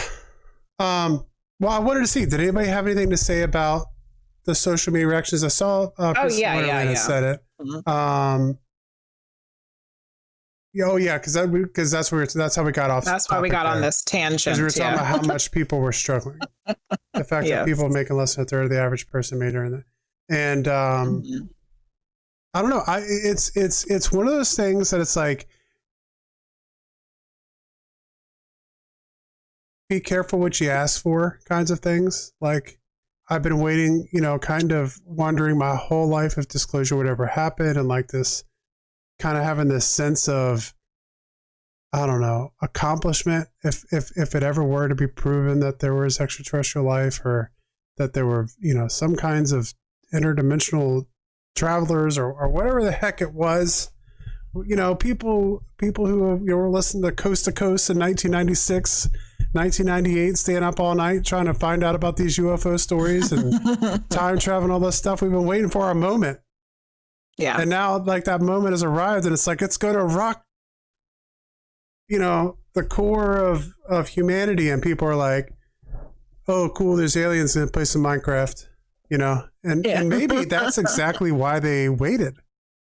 I think that's exactly why they waited, because they didn't want people to freak out, and now they're not. They're not freaking out. Yeah. Nobody's freaking out. Hoaxer said 15 years ago people would have freaked out. You're absolutely right. Yes. Shit, I think 5 years ago people would have freaked out, and now nobody's freaking out. So Hoaxer says, I actually expect people to react in this way because of the struggles, part of it. But if this would happen 15 years ago, everyone would have gone crazy. Priest Welcome back, CMC. It makes me sad because it could mean that they are keeping free energy from us. Mm-hmm. I think they've been keeping free energy from us for about 100 years. Really. Speaking of people lining their pockets. Yeah, I don't know how far that rabbit hole goes, but I will say that I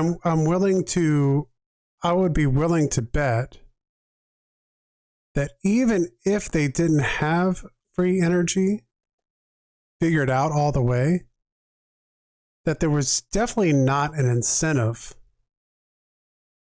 to try to refine it. Mm-hmm. That if someone was working on it and close to discovering it, it would have been... That's a lot of people that wouldn't be making their money. Well, right off the bat, you'd have the oil companies, and I don't know. We're borderlining politics a lot tonight, but I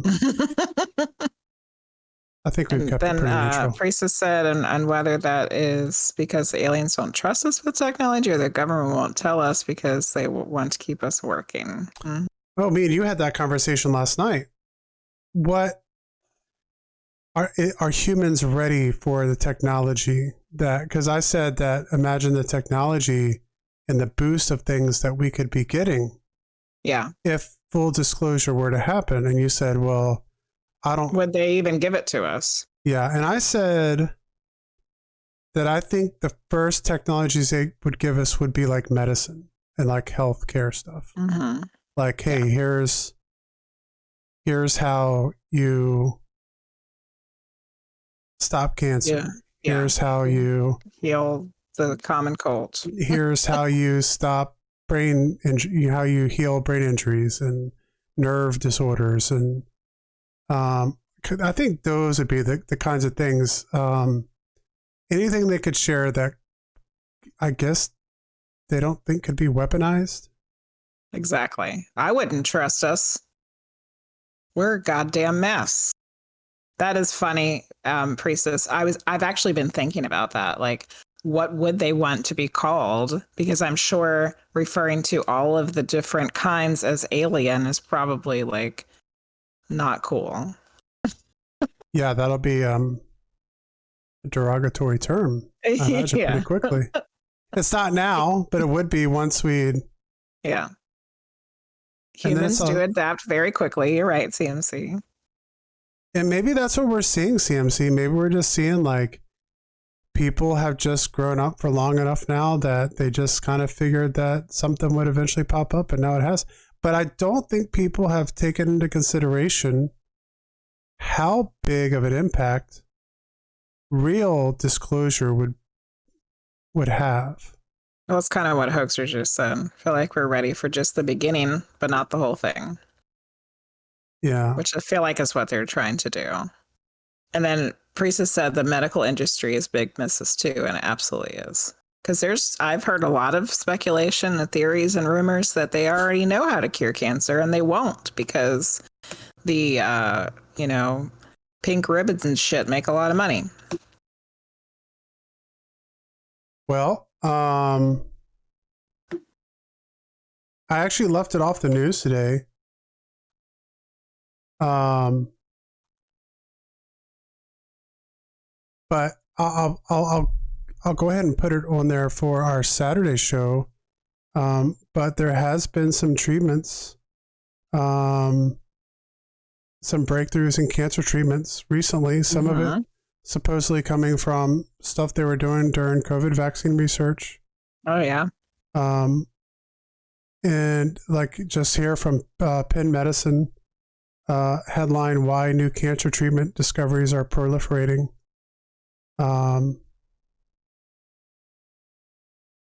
There was CMC has a good point. That's assuming that aliens have the same sense of being offended. Yes. Humans are always offended. They might not give a shit. It's like not even on their radar. This is data from yesterday. A promising new oral cancer treatment, a pill, has been shown to selectively destroy cancer cells while leaving healthy cells unharmed. The drug has only been studied in animals and in laboratory experiments, but it appears to have no side effects. It works by disrupting the reproduction cycle of cancer cells. So it targets the reproduction. And, you know, it hasn't gone into human trials yet, but if we're able to stop cancer from replicating in animals, I have to imagine that's a pretty big step. Yeah.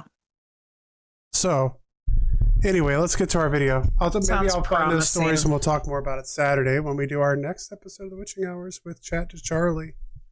It's going to be a good one, so don't miss it. 1 o'clock on a very special date and time. Yes. Okay, so we are doing... we're just going to start this one from the beginning? Yes, we're just going to start it from the beginning. I'll let you know when I start it. I got to get us to... because it does have timestamps for different subjects. All right, is there a certain subject we would do? There's geometry of nature, using geometry to raise consciousness, transcending judgments. There's one on synchronicity. Yeah. Toltec Mysteries tribe. of the Great Pyramids. Brain and heart connection.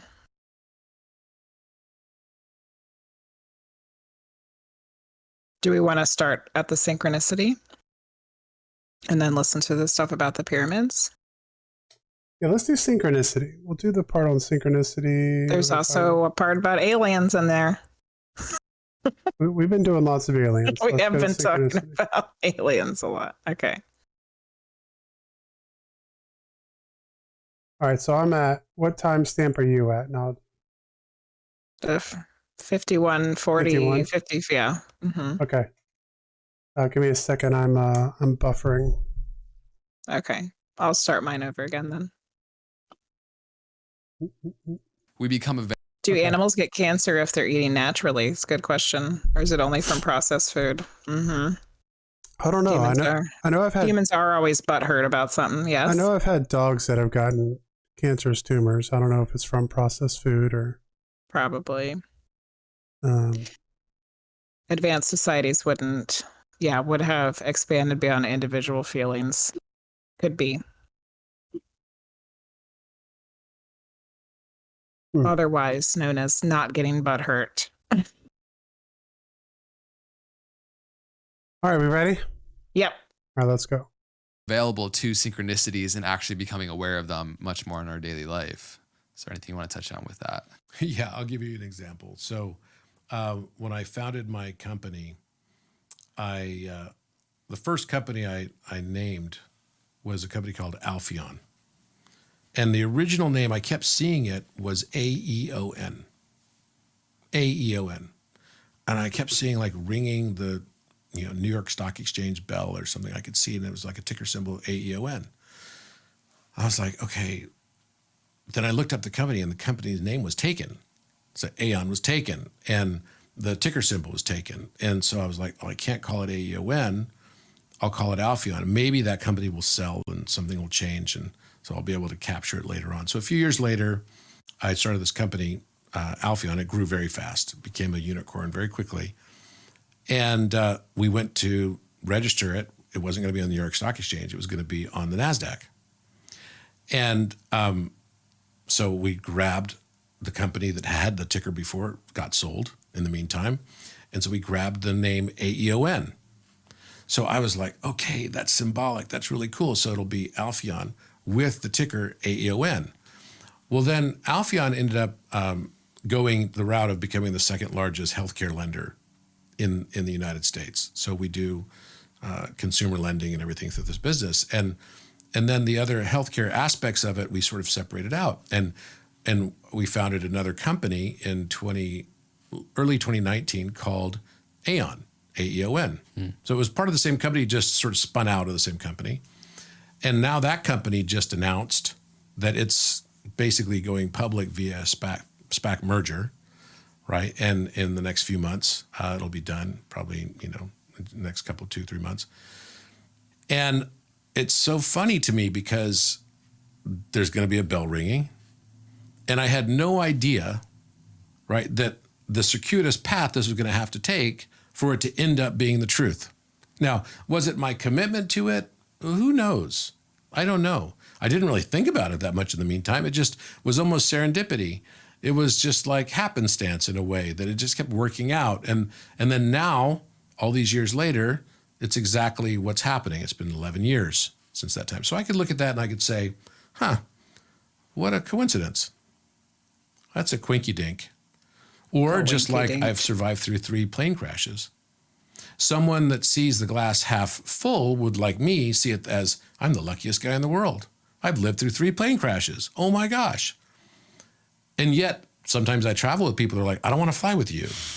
Like, you're like bad luck, It's like, that's super unlucky. I'm like, I've survived 3 plane crashes. I'd say that's pretty lucky. But do you see what I mean? Yeah. Anything that you experience could be seen in one context or another, and it might be radically different.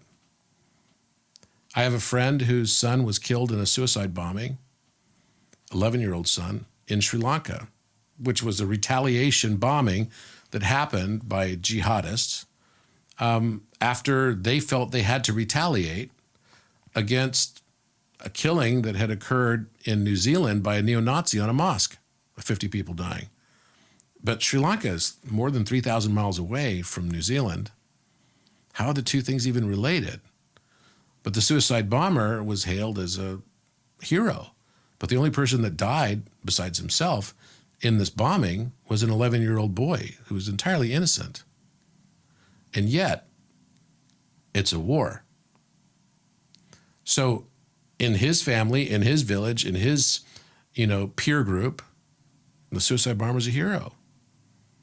It's hard for us to say what is right and what is absolutely wrong. Very difficult. And this has been one of the oldest things throughout time.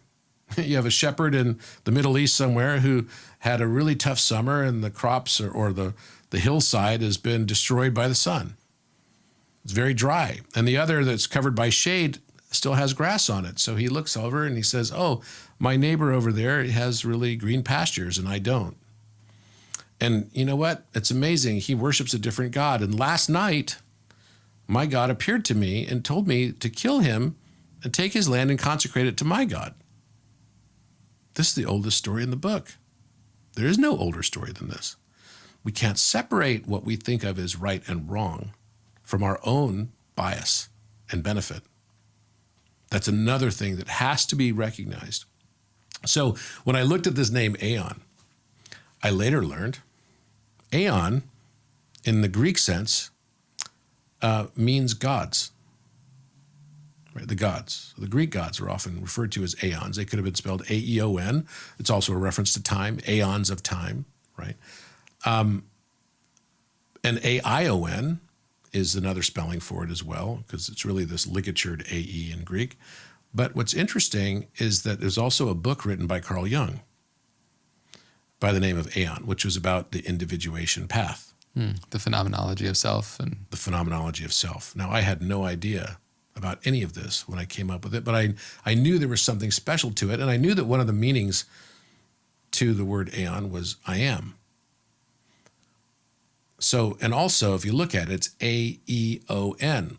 You've got the same letters besides the letter A as the number 1, right? And that's kind of interesting. So there's something to gematria also. Maybe you've heard of gematria, where you can actually read the Bible in different forms of Greek gematria, English gematria, simple gematria, and there are numbers that are basically significant to each one. So in simple gematria, the letter A would be the number 1. Got it. And in Greek gematria, it would be the same. But there's 24 numbers, right, that would then be associated with a Greek alphabet. But what's interesting is that they didn't actually have a numbering system. So if you go back in time, the Greek language was the letters of their language was their numbering system. And that was true all the way up until the advent of the Arabic numerical system, right? So that means that literally gematria was embedded into everything from Greek, right? If the number 1, the number 2 is B, the number 3 is gamma, right? Or C, which is from camel, gimel, and bet is house. So Aleph bet would be bull house. Aleph means bull, right? And that's true in all those, most of the Semitic languages, right? So alpha. So when you start realizing the whole thing is connected, there's nothing that's not connected. And then I learned that in Greek, when you flip a word around, it also has a meaning very often. So what is the opposite of aeon? No way. Have you ever heard of Noetics? Mm-hmm. Yeah. Noetics Institute, which is about thought and consciousness. So now aeon on one direction means I am, and in the other means I think. Is this all coincidence? And both are irrevocably tied to the number 1, just like neo is with 1. Mm-hmm. These. So the pause it. So that goes all the way to Descartes, right? I think, therefore I am. Mm-hmm. I was still trying to figure out the synchronicities. Like, did they ever get to it? Yeah, the synchronicity for him was that he had the vision of forming Yes. the Aeon company, and he does. Yes. It happens. But I I don't didn't think see that that's as being that's not a synchronicity. That's like a premonition. Yes. Yeah. And it wasn't a coincidence because he was intentionally trying to. Now, is it a case of manifestation? Yeah. Yeah, very. I could see definitely. And I did like what he was just talking about with all like the word and it being reversed and like it be, like it being, yeah. Mhm. Like, is that coincidence? Yeah. Yeah, I'd say Priestess said, I'd say more thinking positive and perspective. Yeah. Mm-hmm. And manifesting and yeah. But I don't really consider that a synchronicity. I don't Yeah, that consider didn't that seem like a synchronicity to me. a coincidence or a synchronicity. Yeah. I Well, agree. maybe we that can watch another portion of this. We're hitting the top of the hour. It's 10 o'clock. I agree. The set looks very cozy. It does. The podcast host is, like got no shoes on, and he's all like just super comfy in his chair with the plants and stuff. Yeah. Nice lighting. Mm-hmm. Yeah. Yeah. Very earthy. Mm-hmm. So there was probably some better portions of that video that we could have watched. I think we probably picked. Well, we'll keep this on the list. Yeah, because there's lots of different things to watch. So there's a lot more parts that were probably more interesting. So who was this guy? Polymath Robert Edward Grant is a successful entrepreneur. He sounds like it, and best-selling author of Philomath, who is fascinated with the interconnected strands that weave throughout sacred geometry, math, art, and music. Peers between the layers of our reality, finding clues that have been waiting for centuries to be found in ancient artwork, inscriptions, and structures that perfectly align with modern science and mystery school teachings. He's a prolific inventor, artist, sculptor, music theorist, musician, and author of several research and patent publications spanning biology, DNA, combinatorics, number theory, geometry, and physics. The dude does a lot of stuff. Yeah. No shoes equals living life. New world man for sure. Absolutely. Yeah. Interesting.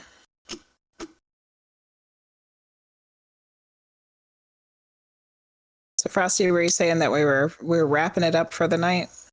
Yeah, so we'll be back Saturday at 1 o'clock Eastern Standard Time. So we're going to have an early show on Saturday. We're going to have Chat to Charlie on. And she is going to talk about what she does. She is a Medium. clairvoyant, reads tarot, has a very interesting life story. Beginning with going down a whole issue of that leads to her being a madam and all kinds of interesting topics to talk about. So if you want to kind of check her out before she comes on, you can check her out at chat, the number 2, charlie.co.uk. And that's going to be at 1 o'clock on Saturday. She's been on quite a few television programs and all kinds of things. And I think it's going to be a very interesting conversation, some of which we've had with some of our guests, and some of which I think is going to be very different than we had with the conversation we've had with some of our guests. So we'll be back on Saturday for the second episode of the week. Tonight was just like a little bonus. Yeah, like it's Thursday. CMC's gonna post his thoughts on the 2-year memory erase in Discord. All right, that sounds good. So for all the people listening at another time at another place, feel free to join our Discord. You can find the links for that if you go to Twitch. You can find it on YouTube, The Witching Hours podcast. And for those who weren't here towards the beginning, we have a giveaway going on this month. There are 2 things you have to do to get yourself into the giveaway. Getaway? Yeah, we can't do a getaway. I could use a getaway of it. Are we robbing a bank? Is a getaway car? Trip to Hawaii. No. Go to Apple Podcasts. Please give us a review. Take a screenshot of that.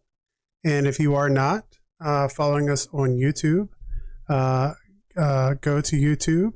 Take a screenshot that you're subscribed there. I will create a channel before I leave the premises in a minute.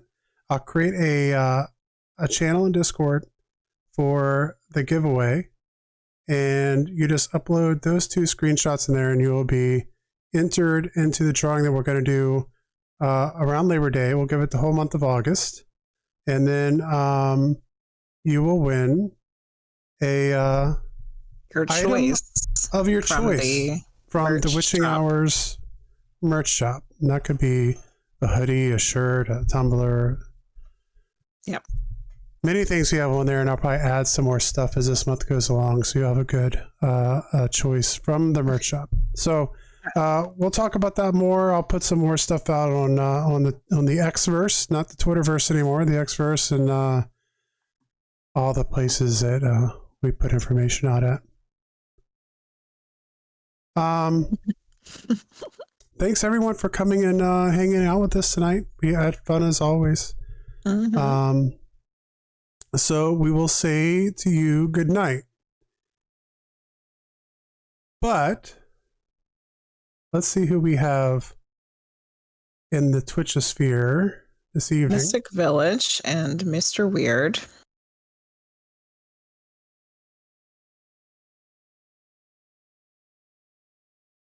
Yes, we have the real Mr. Weird is one. When Allison wins the lottery, we're gonna all go on a getaway, and we'll get CMC to fly the airplane. There we go. Yeah, we got like how many people can you fly, CMC? How many people can You just come swing by all the different places and pick Yeah. us up. We'll go to Hawaii or something. Mhm. Yeah. If Allison wins the lottery. Oh yeah, I like how Luce is thinking. A getaway to Salem, Massachusetts. I'm sure we could find some interesting places. So many trips, yeah. Well, maybe some of us can drive to different places together. Like me and Hoaxers and Allison could all meet up together. We're close enough. So that's one less stop. I would love to at some point in time. Two less stops. One day, I would love to do like a thing where we could all go to like one of the most haunted places. Right? What was the penitentiary in West Virginia there or something? And Allegheny or something. Yeah. And do like a thing where you can like get a hotel room and then have like and do like a tour together where we could do like a thing. But you know, that'll probably be down the road. But that'd be awesome to do. Like we could do a thing at a place. A thing at a place. That'd be great. Salem would be good, but to go somewhere we could actually do like investigation or something would be interesting. If we could do a thing at a place. Let's go. Gettysburg would be one for sure. Gettysburg would be easiest for us to do. Gettysburg is only a few hours away from us, so yeah. I've never been to Gettysburg either, so no, neither have I. All right. Yeah. Who are we rating?